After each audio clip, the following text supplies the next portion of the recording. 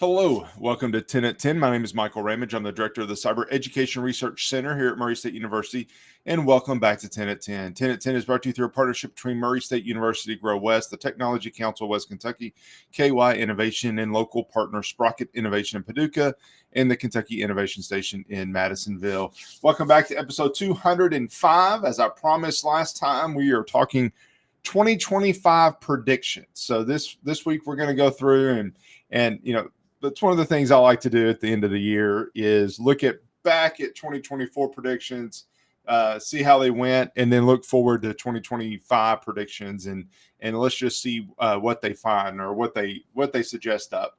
And let me get it out of the way because this is what's going to be true for every place that you find predictions or you look at 2025 predictions in technology and cybersecurity, anything related to computers and technology, you're going to find these same few predictions or the same topic. So just let me get it out of the way. AI. All right, we said it. Yes, I'm gonna show you a couple predictions that were offered up by a couple organizations, and they relate to AI. But you're not going to find a prediction anywhere, it feels like, on what 2025 is going to look like without looking at AI. So I just want to go ahead and get it out of the way. AI, yes. ChatGPT came out now almost 2 years ago publicly. AI has been around for decades, but the accessibility to users has now been out for a couple years, and things are going crazy with AI. Students are using it, companies are using it. It's amazing what it can do. AI is built into just about everything that we do now, whether you realize it or not, frankly. So that certainly is one that we're going to see a lot of. But let me get into a couple of them. First of all, first two that I'm going to show you come from TechTarget. Software as a service becomes service as a software. So what does that mean? Software as a service is a concept that has been around for a while, where instead of purchasing a software, you're buying, say, a subscription to an online service. Office 365 you installed Word on your computer. Now you can do that, but you also have Office 365 where you can just use it online, and it makes things a little bit easier. And what that really means is that if they're backing up, if they're updating their software, then they can just do it online, and they don't have to rely on users to find those vulnerabilities and patch those. It's almost that it's going to become flipped. Now, a lot of services that we would pay for, that we would ask people to perform, are now going to become software.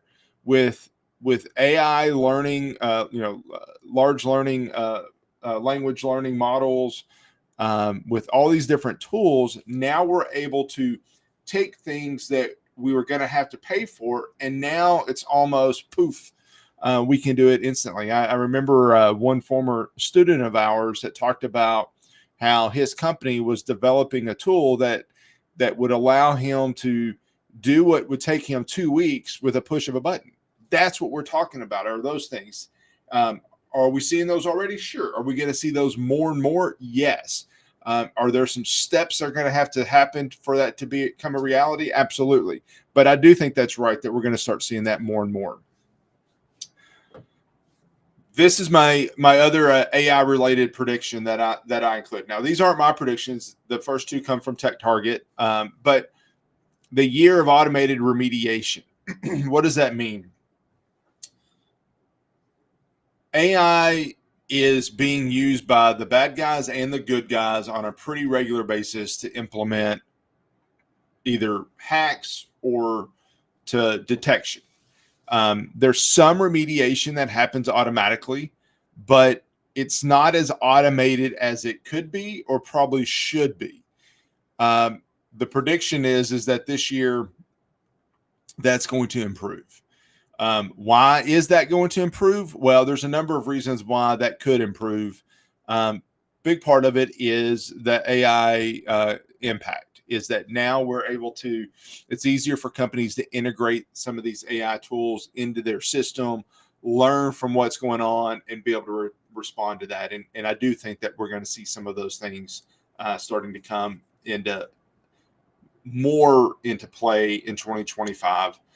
Now, to be clear, a lot of companies already have that in. Matter of fact, if you go to a security conference and walk around a large exhibit hall, every company you look at is going to have some AI component touted on their backdrop or on their promotional material.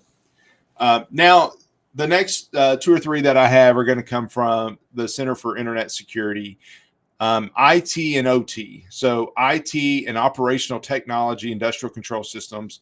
Some people call it one, some people call it the other. We're really talking about the same general area. We'll continue to see more convergence. So what does that mean? In the old days, I say old days, 20, 30 years ago, you had the computer network that was just being developed, and you had the operations of a factory, of a water system, of a power grid. And those were 2 completely separate things. The network, the operations. The network, the operations. They were 2 separate things. Well, they are not separate things anymore. They are not separate. And what really highlighted that was a few years ago when the Colonial Pipeline had the ransomware attack. From reports, the attack came in through the OT network because OT network was not developed with security in mind. And I'm sorry, I did that backwards. It came through the data network, but then was able to move over to the OT network. And not only did it compromise the data network, the traditional network, but it also compromised the operations, which ultimately caused the pipeline to shut down. That convergence we're going to see more of. Not that we're necessarily going to see more of them being interconnected, because we're already seeing that. What we're going to see more of is how are those integrated and secured together. And I do think that's something that we're going to have to. We are actually integrating that. We have a new certificate program at Murray State that's focused on how that IT and OT piece combine and how you secure them together. That has to be an emphasis going forward, and I do think that we're going to see more and more of that. Part of that is zero trust. Zero trust is the concept that we don't trust anybody by default. And when I say we don't trust anybody, I'm not really talking about people. I'm talking about systems. So if you log into your system and you want to access a different system, you got to prove that you are who you say you are before I will allow you in. That's kind of the idea of zero trust. I think that zero trust enablement is going to be a focus. It should already be, but one of the predictions from the Center for Internet Security is that's going to be a focus for 25. I hope that it is. I hope that's something that we continue to build in. Frankly, it's something that we should be building in. And anyway, so, and then I thought I had one more. Well, let me finish by talking about, there's a lot of unknowns for focus of 2025. We have a new administration. We know what the focus was on the last administration. Really, the interest in ransomware attacks really didn't pick up from the White House until the Colonial Pipeline, because then it impacted gas prices. Then it caught the attention of the president. What this new administration is going to focus on, I don't know. Here's what I think is we're going to see. And I think policy, which is not a lot of fun, is going to be an important piece. If we're in the supply chain, then we've got to make sure that we're doing our job. If we're the end user, then we've got to make sure our supply chain is doing their job. If we're providing services, if we have people's information, then it's on us to protect it. How do you do that? How do you prove that you're doing that?